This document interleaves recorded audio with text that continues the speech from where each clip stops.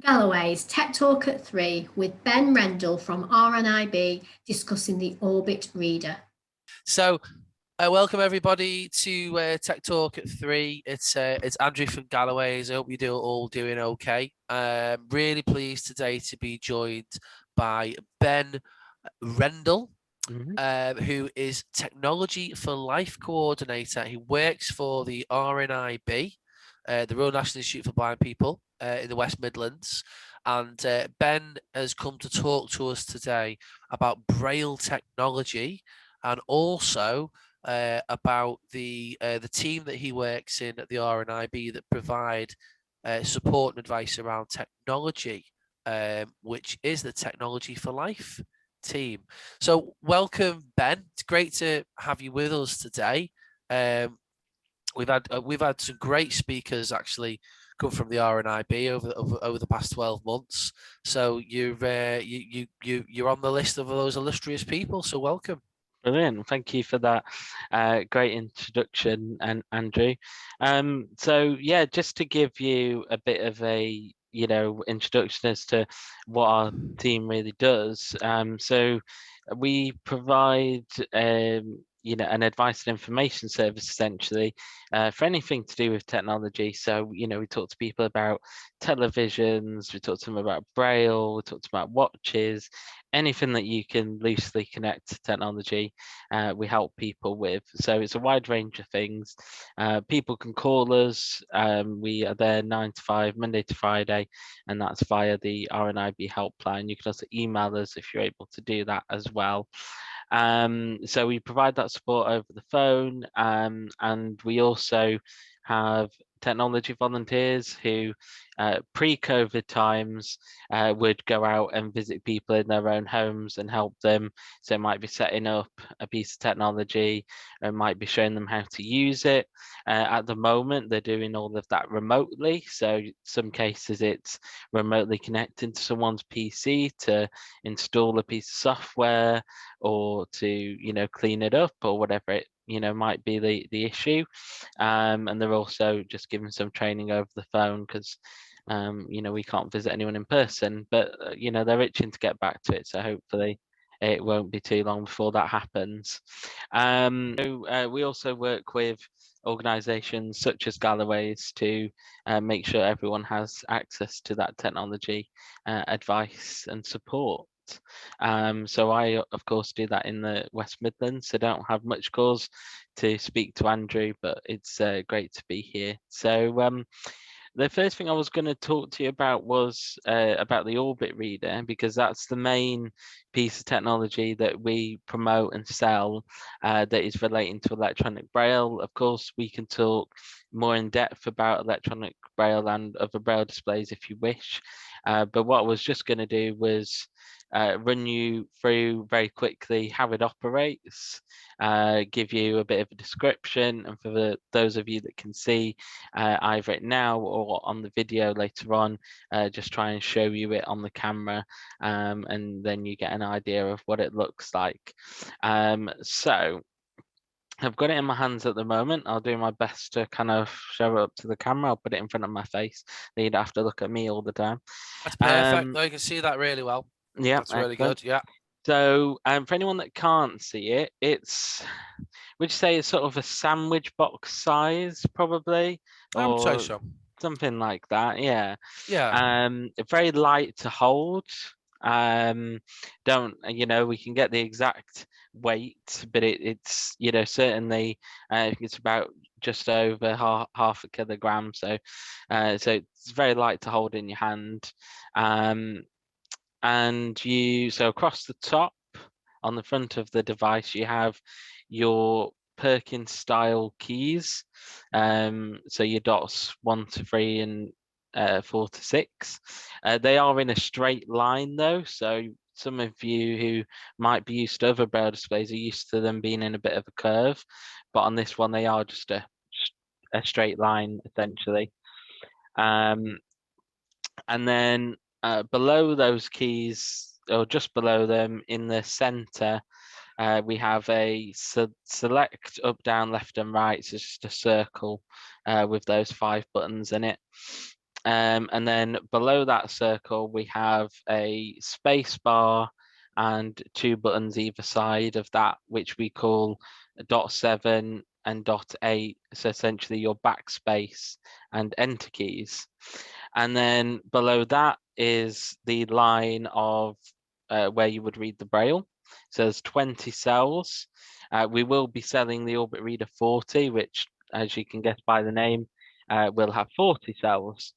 And then either side of where that Braille is displayed is what we refer to as the panning keys. So they're a bit like a rocker switch in a way, but it's a button that's split into 2 on either side. And that's what you would press to progress through the Braille that you're reading. And then on the back of the device, or on the top, as I'm holding it at the moment, but when you're reading it, it would be on the back, you have a power button, and then you have a slot for the SD card, which has 2 sort of little raised dots underneath it, so that you know what that is for. And it's just a case of pushing the SD card in. Probably don't hear that click very well, but it does do a little click when it goes in, and then you just push it back in. And then next to that is a little micro USB slot, which has 1 dot underneath it, which is where you would plug it in to either charge it or connect it to your computer. So that's the basic description of the device. It does, if you go to the back of it, it does have the section where you would remove the battery, but that is screwed into place, so it's not going to fall out or anything like that. So that's the description of it. So I'm just going to turn it on, and you probably will be able to hear it because it is unfortunately quite noisy. So for some people that does put them off, but we'll just do that, and you'll probably be able to hear it if I put it right up to my mic.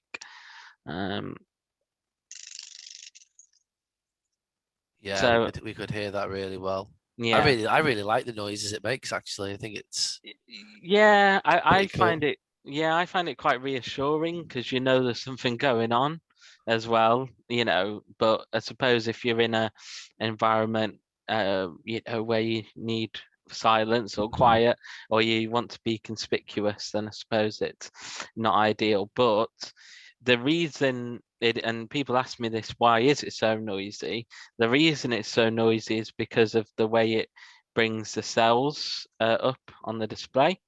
So when the Braille comes up, it's what we call signage quality Braille, and that basically means it's really firm and it's really clear.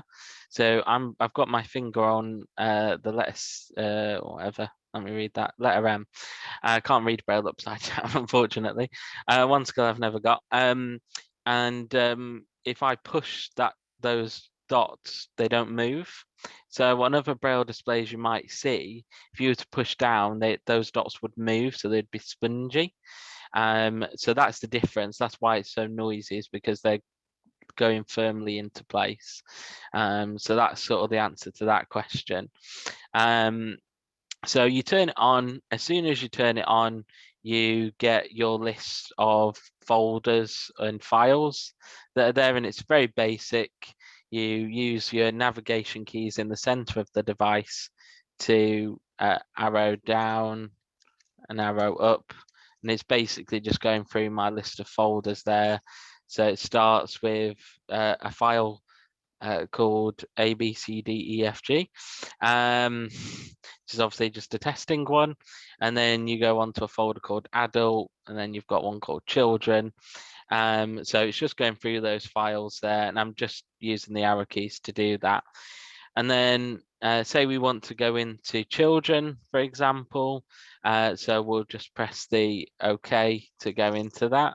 And that then takes me into the list of files that are in that children's folder, which it starts with Alice's Adventures is the first one that comes up.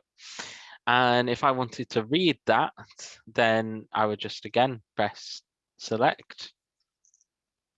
and that would take it into that. So I'm now reading the book, and it's actually not at the beginning, because what it does do is it does a very good job of remembering your place. So if you're halfway through a book and you decide to go and read something else or turn the device off, then it just remembers where you were, which can be quite handy, especially if you're somebody who likes to flip between books or you're using it for other things. And then you, as well as reading what's on the SD card, you can also create files, hence why you've got those Perkin style keys at the top. So I can just come out of this folder and I'll just turn it around so I can type on it, and then I'll just do space and N, if I can remember how to do N. There you go. And that immediately jumps me into somewhere where I can just type the keys and start typing a note. So I'm not doing any particular letters at the moment, I'm just pressing keys. But that's really how quickly you can start making a note. So whether it might be a shopping list, or, I was speaking to a customer yesterday who was using it to make a list of birthdays. So she had like names of people, and then underneath that she had when their birthday was. And the great thing of doing something like that is you can actually, once you've set that sort of thing up, you can actually search your document. So say you had a list of birthdays and you wanted to know when Andrew's birthday was because you're going to get him something nice, which I'm sure everyone does for you, Andrew. You could then do space and F, type in Andrew, and then it would search for what instances of that name that are in there. So that's one use case. There's so many others, like keeping lists of appointments and diaries and things like that. The other way that people use this as well is by connecting it to a mobile phone or tablet.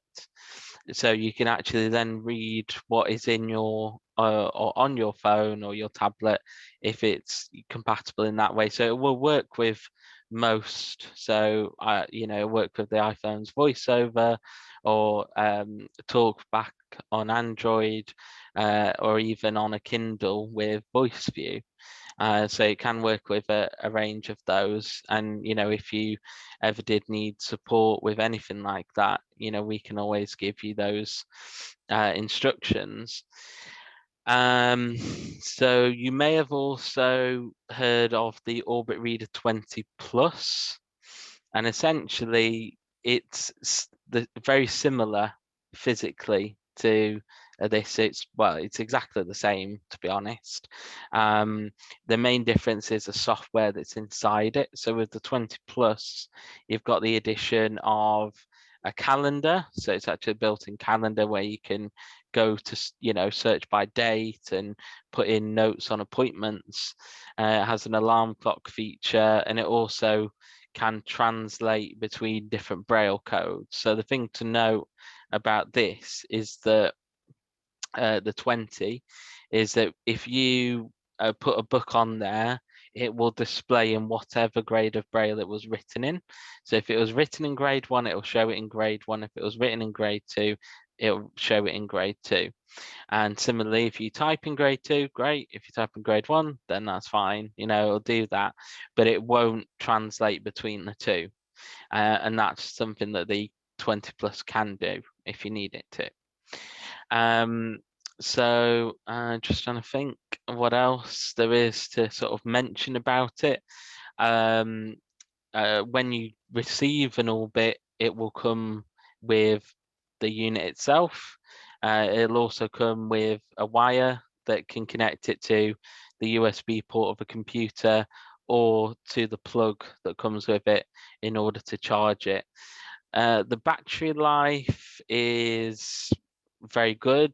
The sort of number of hours has gone off the top of my head for the moment, but it's a very good. I mean, I haven't charged this for a long time, and it does last. Obviously, if you're using it every hour of every day, I would probably say you would at least get a full day out of it. That's what most people have said anyway, who are heavy users. Yes, so I think that's really the basics of it covered. I don't know if there was anything in particular you wanted me to talk about in regards to it. I think it's good. I think it's good to talk a little bit about a little bit more how it can be used with your smartphone, and particularly people that might have an iPhone or an Android device. It's not just a way of reading the screen, but you can actually navigate the device using the keys as well on the device, can't you? Exactly. So you can use those keys in the middle to, go up and down through your list of apps, and you click the button in the middle to do OK. And there's a whole sort of range of commands that you can use with it as well, like space and H to go to your home screen, space and B to go back, things like that. And you can use it to input as well. If you can write your text messages in Braille, if you're more comfortable with doing that. And that's, I know a lot of people and a couple of my friends who have them, who have, used Braille since they were born pretty much. And they love being able to write, and they can write a lot faster in Braille than they can anything else.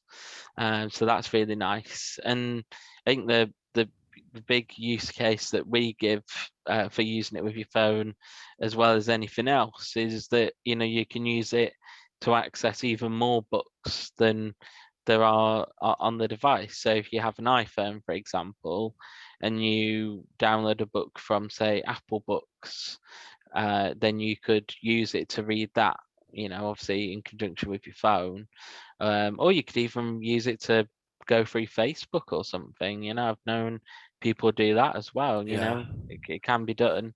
Works pretty well with the iBooks and the Kindle, I think, which is something that I've helped somebody with before.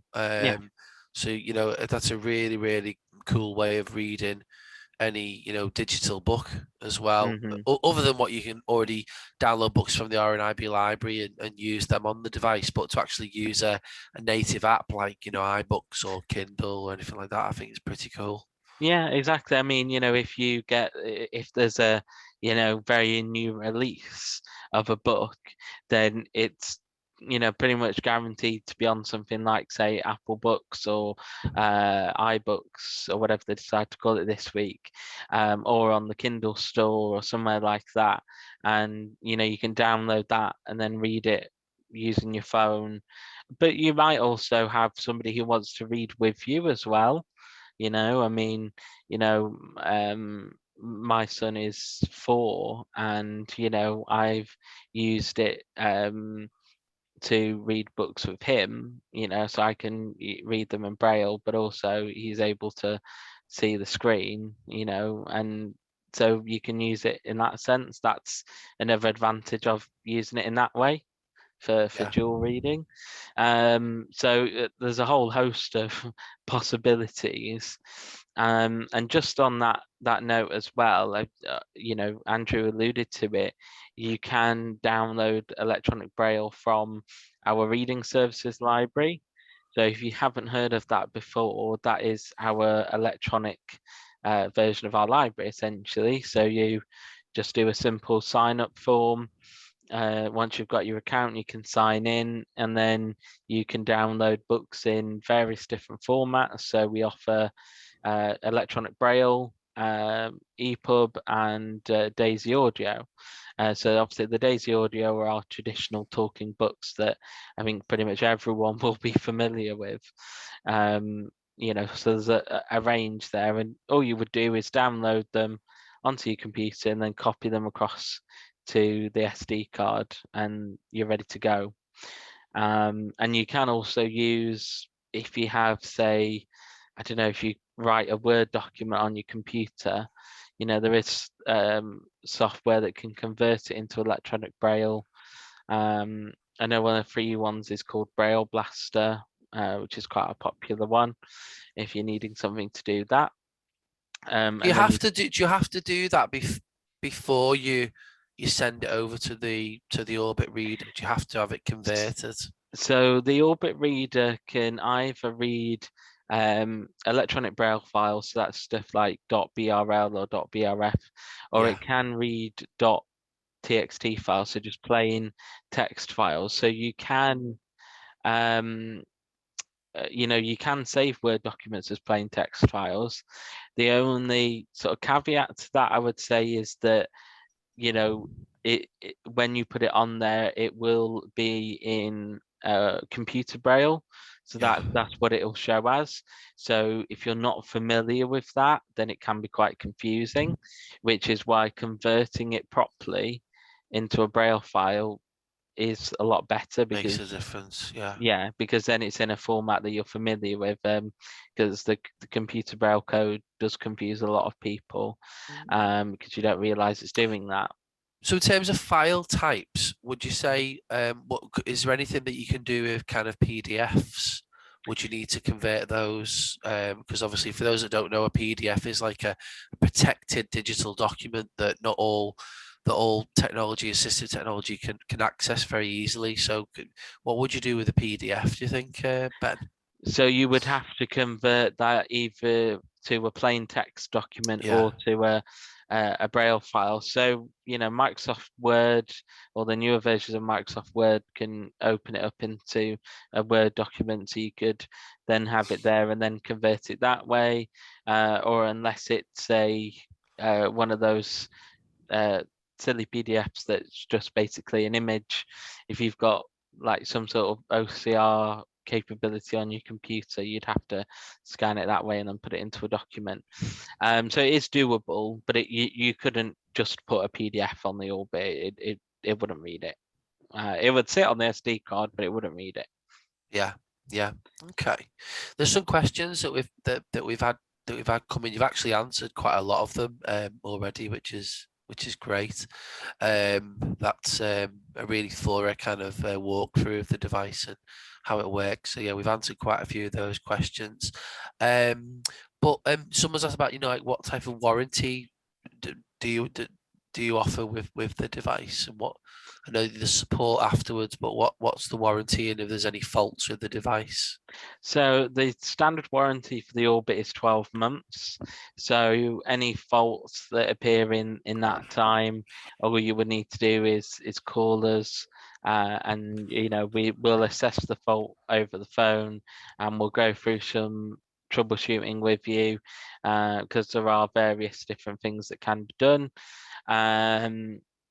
And then after the 12 months, it's a bit of a grey area, to be honest with you. It's we don't essentially offer a repair service for the Orbit at the moment.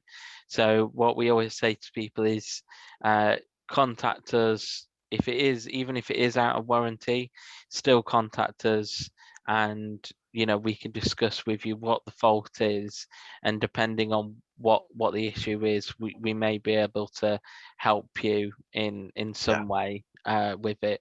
It just depends on the availability of parts and just what the problem is, because a lot of them can be fixed. So we do hope to offer a repair service, or a more formal repair service in the future. Okay. And are there any, I know there was when it first came out, are there any particular discounts available for RNIB kind of Connect subscribers or things like that? So as far as I'm aware, you still get your £50 off if you're a Connect member. Right. I haven't had confirmation whether that will apply to the newer devices. Yeah, of course, yet, but the standard price for the Orbit is £499. The Orbit 20 Plus is £699. We still haven't had a confirmed price for the 40 as of yet. So it would just be a case of keeping an eye on our online shop, or ringing us in April time, which is when we expect to have them available, and we'll be able to give you that pricing information. But yeah, that's if you think it's double the amount of space, then you can sort of guess it's going to be £1,000 plus at least. I for the full think thing. it's also worth noting that the Orbit Reader can be available through the RNIB technology grant as well, for That's those people exactly that right. can be eligible for it. I know that I've managed to, and thanks again to RNIB for helping some of our beneficiaries with, who needed an Orbit Reader. We managed to get a couple for people through the grant. So that is something that I know is kind of still available as well in terms of financial support, which is great, and it comes directly from RNIB as well. So so you can do that. We don't we did, sort of at the end of the first lockdown, we did have a specific grant for the Orbit Reader. We don't have a specific grant anymore, but as you said, it's something you can apply for, get full funding for, and that's the Orbit Reader 20, not. I mean, you can apply for the 20 plus and you can apply for the 40 when it's available. You would have to contribute financially to that. So for the technology grant, you do need to receive a means tested benefit.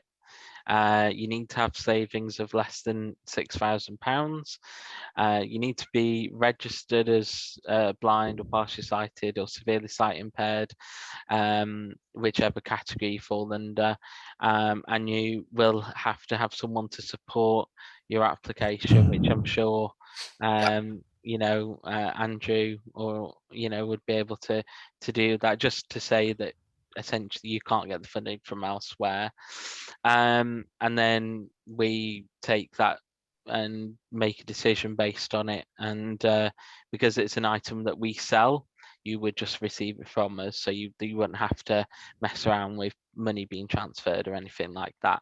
So anyone that is interested in that, all you have to do is call us and we'll go through that eligibility criteria with you, and then arrange time to either send you the form or go through it over the phone. But even if you do go through it over the phone, you do have to provide evidence of like your benefits, etc. So yeah, that's the grant, and that can cover other items as well, but it's a maximum of 500. So if you are applying for the Orbit, then that's all you would get. Kind of covers it, doesn't it? Yeah, it's a very quick turnaround as well. The guys at RNIB that kind of administer the grants, they do a really great job of it, and they're very thorough as well. So again, massive thanks to RNIB for providing that funding for people that generally do need it, and it can make a huge difference for people. So it's brilliant. I suppose one thing just to mention, Ben, for those that don't know, is that Braille technology, historically has been extremely kind of not always accessible to people. If you've got a student grant or you're in college, or you might get equipment provided to you. But if you're of working age, then this type of technology can be particularly expensive. So the Orbit Reader's done an awful lot to bridge that that gap of spending £2,000 or £3,000 on a Braille display. Now people can spend, is it what, £400 on the Orbit Reader? For 499 for the Orbit that is quite a significant drop. I was just looking in my drawer of things here. So here we go. So this is, for anyone that can see, is a humanware display, and it's got a QWERTY keyboard, and it's 40 cells, this one, and this is about, when it was new anyway, it was about £4,000. Wow. So you can see the difference. That is like, but this is definitely a professional level display. If you're at home, this has got features that you probably would never use, in terms of at the back it's got things for plugging into a screen and plugging into the internet, and it's got USB ports and lots of things that for somebody who's sat at home who perhaps just wants to access Braille, you don't need all of that. and traditionally, the great thing I always say about electronic Braille is that, before you would have needed, a small removals team to, move, a few Braille books around probably. But with something like the Orbit, I mean, you can put uh, as big a SD card in there as you want. We've tested up to about 32 gigabytes, but for Braille, that's massive. You can get thousands of books on there. And if you just imagine, I always think back to our warehouse in Peterborough that has all our books in, and it's massive, it's huge. There's loads of books, but actually, when you count them, there's not that many, but they just take up space. So which we can talk about, because I think there was also a question about the Braille library service, so we can cover that in a moment if you wish. But yeah, it is a massive difference. I suppose, like looking at the Orbit Reader, now the Orbit Reader 20 Plus has come out, so they've just started to put in some, I suppose, some little apps in there on the display, like the calendar and the I think you mentioned did you say like there was a calendar, an alarm clock? Yeah, there's a few other things there. So it's more of a proprietary device. If you want to use it with the internet, then you connect it with your PC or with your iPhone or with your. So that's essentially maybe taking the cost element away as well, because it's not an all-in-one device, as you say. It's just giving you access to Braille. Well, it is essentially what people want out of a Braille display anyway. Well, exactly, and especially given the fact that nowadays, and I'm not saying that everyone does, because there are people who, still are not confident enough or can't have, a computer or an electronic device of some kind, but the majority of people have some form of access to a tablet or a smartphone, so therefore you don't need something else that duplicates that, really. And some of these devices are really good, but if you have access to that already and you're looking to use it at a reasonably basic level, you don't need to be paying thousands of pounds for something. And quite frankly, none of us have that sort of money, really. No, that absolutely. And I think, is it fair to say that, I mean, a lot of people have said for a while that, Braille is kind of, it's old fashioned, it's not current, it's not, I think we can see that technology is kind of taking on that concept and almost kind of Braille's kind of on its way back now. It's having a bit of a revival, and I think it's showing people the value of it. Now, I'm not going to be someone who sits here and say, that Braille is a must. I think it's a whole another discussion that you can go on to for hours. I learned Braille because I lost my sight later on in life, so I learned Braille later on. But it was good for me, in certain situations. I had to learn it to, pass my English exam, because apparently reading it from a screen reader is you having help. But, that's just a bit of personal experience. But, being able to say, for example, pick up, a box of, tablets or something that you've got from the doctor, and, especially if you've got more than one, knowing which one is which, because they all look and feel the same.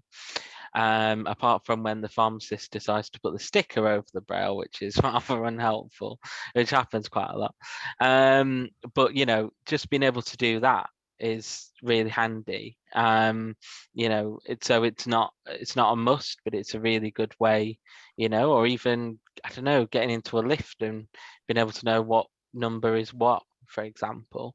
So, and other things, especially in a maybe a professional environment, maybe not, reading a book and being able to see, the punctuation, for example, because the punctuation does a job, and, the screen readers do a very good job of interpreting it, but, seeing how things are spelt, because I know, a lot of people, including myself, who at time, my spelling can be atrocious because I've heard a word spoken by, the screen reader, and it's spelt completely different to how it sounds. Yeah.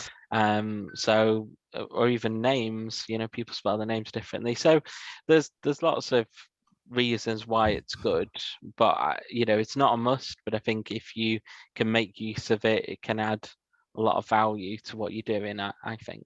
Well, being registered blind myself, I wish that I'd learnt Braille at school when, I was never really pushed into learning Braille, but now I rely on large print a lot. Now, if I read large print, then my attention is taken away from the audience because I'm literally kind of looking at the document. I'm not looking at the audience as I'd like to.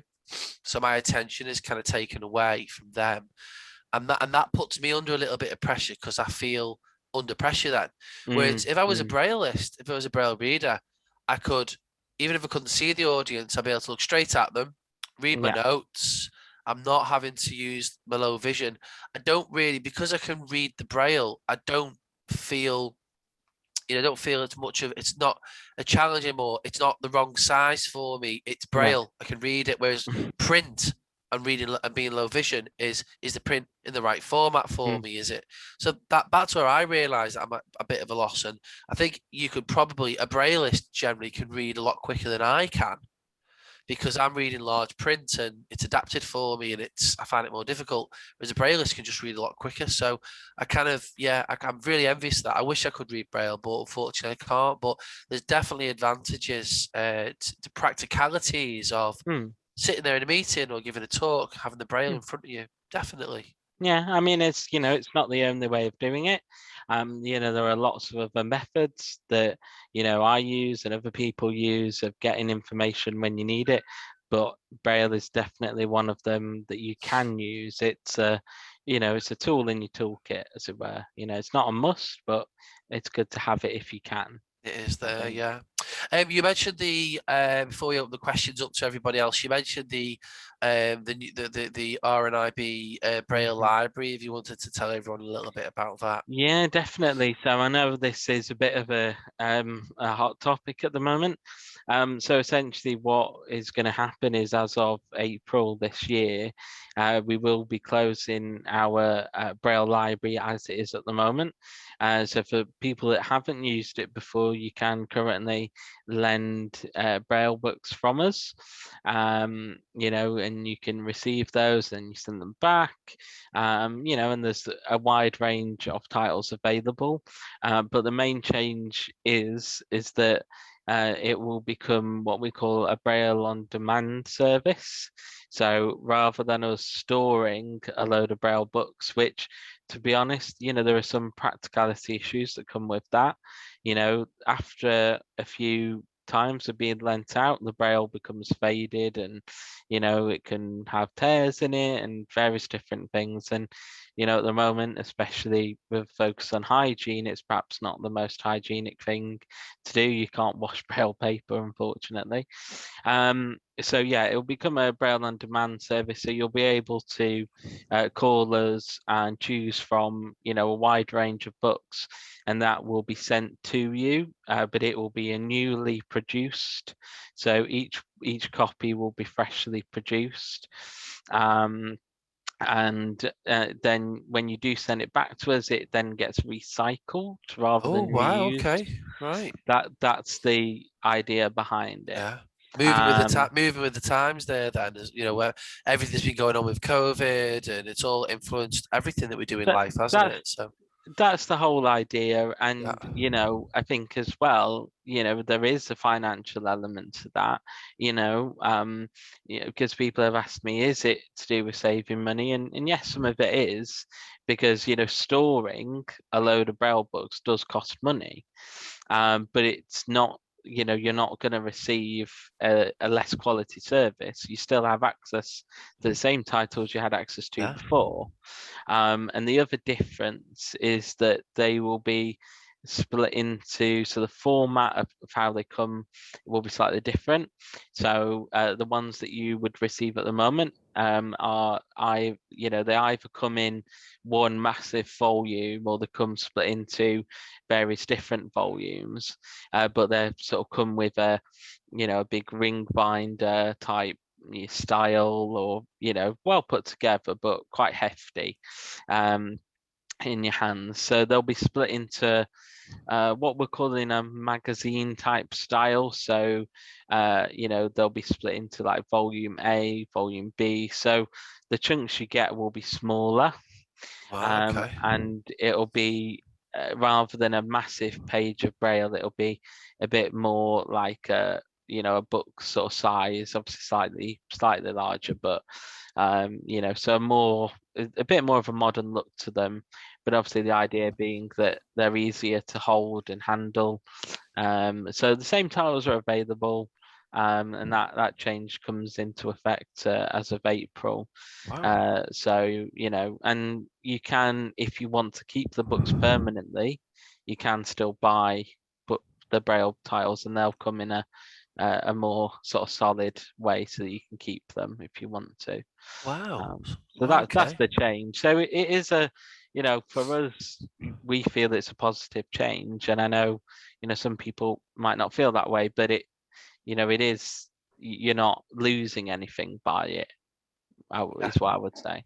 Yeah. Wow. So a lot of work, a lot of hard work going into that service, and yeah, I mean, I think it's great. You get guys, you're getting a brand new Braille book every time you order one. So that's, yeah. I mean, I'm quite happy about that. If I was getting a brand new book every time, I'd be more than happy with that. So yeah, but I mean, good luck with that, and it's great to see.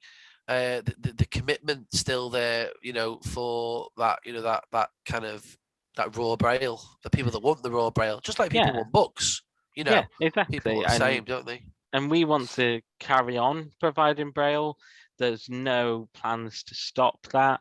We still want to provide large print. We still want to provide Braille, because there will always be people who want to read Braille and who want to read large print, and they should have the right to do that.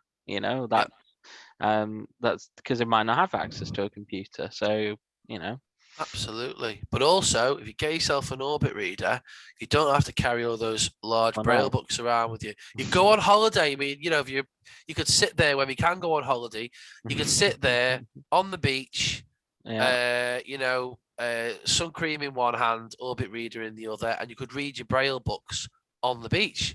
Just don't get sand on it, because that won't be very good. I was going to say, or sun cream's probably not another good don't one get sun cream on it. No, so ignore my advice about the sun cream and the Orbit reader. But essentially, you go on a plane, you go anywhere, and you can read all your books. I think it's amazing that you can carry that.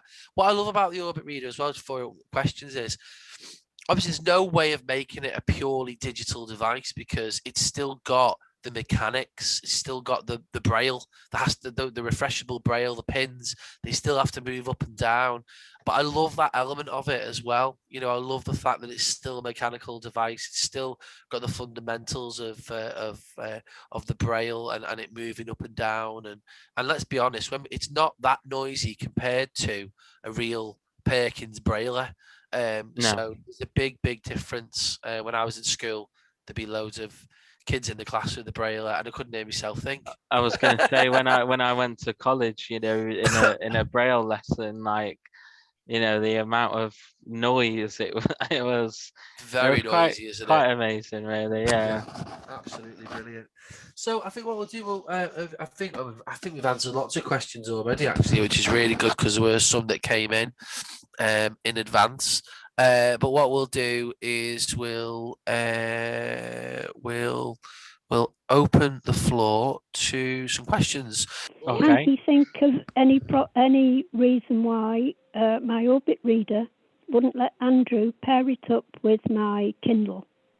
Oh, I remember trying to Yes, do you that. remember that? I do remember trying to do that. It did it with my iPhone, so But we never managed to do it with the Kindle, did we? I remember no. that.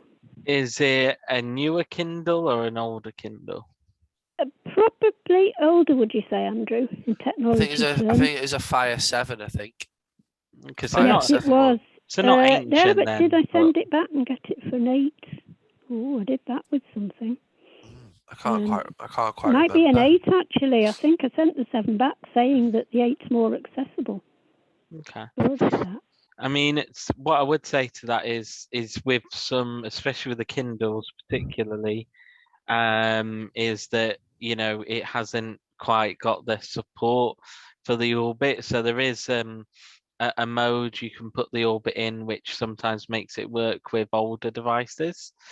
So in the settings, there's an option called emulation. And if you set that to on, basically it'll say something like RB18 from memory, and that can help it to work with older devices. It's not a guarantee, but it's, you know, you won't sort of get necessarily all the shortcuts or anything won't necessarily work, but it will do the functional thing of reading what's on the screen most of the time. So that's something you can do if it's not pairing, is try that. Okay, got that in your memory, Andrew. It's better I than mine. have, and it's probably Better again, than mine. it's probably something that I think with time constraints that we had at the time, but it's probably something Yes. you could ring the RNIB about as well, maybe as well, Definitely, yeah. to get a little Yeah, bit of but I help don't with know what that. I'm doing. You did actually. You spoke with Yvonne, didn't you? My namesake, I think. We did. Or There no, was it a was lady somebody- that we spoke with, Yeah, which was Yvonne, very, yeah. very Yeah. nice. We just didn't manage to sort it, did we? So No, we'll have like to you say, revisit it. Yeah, I think so. Okay. Yeah. Okay, thank you. Yeah. It does work flawlessly with the iPhone or the Yeah, iPad. that's good. We found, Brilliant. haven't we? Which really does work quite well, which is Yeah, nice. which again is a testament to iOS making it work really smoothly. Excellent stuff. Have we got anybody else that would like to ask a question? Okay, so there's one question there about can you update the Orbit Reader's firmware, which I know I haven't spoken about. So firmware, for anyone that doesn't know, is basically the software that controls the device. So that's the, in a bit like when you load up your computer and you load into Windows, it's a bit like the Windows for the Orbit. So it's just called the firmware. So it's what makes all the things do what it does. And you know, Orbit Research, the company that makes the Orbit Reader, they release updates to that. You know, it fixes little problems or adds little features. So it's not absolutely essential, but it is highly recommended that you update it as regularly as possible, because things like, you know, working with the Kindle, for example, you know, something like that might be improved by upgrading the firmware. So that's worth doing. You can do that via, so what you would do is you would plug the Orbit Reader into your computer and you would go to the Orbit Research website, download the update, and it would tell you what you needed to press, and then it would upgrade it. It takes, I don't know, about 10 to 15 minutes roughly. You know, if you're familiar with the process, obviously a bit longer if you're not so familiar, but it is easily doable. And, you know, the instructions to do it are on the Orbit itself, or you can call us and we could talk you through that. Another question that was on here was about, does RNIB offer Braille classes? No, we don't at the moment. But what I would say is that, you know, we can put you in touch with your local, so our local Connect group, and they might know or have somebody sort of locally to you who might be able to give you some tuition or know of a class that is going on locally, but we don't offer any ourselves at the moment. We do sell our fingerprint course, which is, you know, self-teaching yourself Braille, which you can buy from the RNIB shop. So we've spoken about grants. One question I didn't cover regarding the grants is you can only apply for a grant every 3 years. That's the limit. So once your 3 years are up, you can apply for something else, but it's only every 3 years. Right, it's come back to the library. Is the large print books closing down in December? I was reading about it online somewhere. So again, a large print is the same thing as the Braille. So it will be closing, but it's going to an on-demand service again. So it'll be a case of the books will be freshly printed as and when they're required. So rather than us storing a load of books that are then, sent to you and then returned, it'll be the same. So print on demand is what we would call that, and that's it's no extra cost to yourself or anyone requesting them. It's just a case of making everything a bit more efficient, because to be honest, when we look at the statistics and the amount of people that are actually lending from us, it's gone down a lot in the last few years. And that's not to say we don't want to lend to people anymore, because we do, but practically it's actually easier for us to give somebody something new every time they need it, rather than keeping a whole warehouse of books. So yeah, that's right. That is I think it's already closed, as far as I'm aware, but because that closed before the Braille. So yeah, but you can still get large print books. All you need to do is call us and we can tell you what's available and get that sorted for you as well. So I think that is pretty much it. You're being thorough, You're being thorough, Ben. Yeah, I think that is pretty much it. Obviously, if anyone does need the support on how to do any of this, like connecting it to your phone, then we can always do that. You can always call us and we'll talk you through that process. But it is detailed in the manual. When you get an Orbit reader, it comes with a quick start guide in Braille. But if you need the full manual in hard copy Braille or large print, then you can request that as well. And it is online if you want to read it that way. Excellent that's stuff. everything. Yeah. Well, Ben, it's been a real pleasure having you join us today. It's great to hear the work that you're doing at RNIB as part of the Technology for Life team, and of course, if anybody needs support with technology, obviously you can get in touch with Galloway's, but you can also get in touch with the guys at RNIB as well. There's lots of support out there should you need it, and you can get in touch. And what's the telephone number, Ben, if people would like to get in touch? Yeah, so it's our main helpline number, so it's plastered absolutely everywhere over our website and media, but in case you don't have that, it's the number that is 0303 123 9999. So that's 4 nines at the end, hopefully. Just rolls off the tongue quite nicely, doesn't it? Yeah. And you can email so that it's so for the technology team, you can email TFL, so that's Technology for Life, that's short for, at rnib.org.uk. But that telephone number that I just gave you is for our helpline. So anything that you need RNIB wise, that's the number to call. So that is your one point into RNIB, which we've worked quite hard to make it so. 8 till 8 Monday to Friday and 9 till 1 on a Saturday is when you can get that number. Technology support is only 9 to 5 Monday to Friday, but if you call outside of those times, they'll just get us to call you back. So yeah, excellent stuff. Well, it's been great having you on, Ben. We really appreciate it.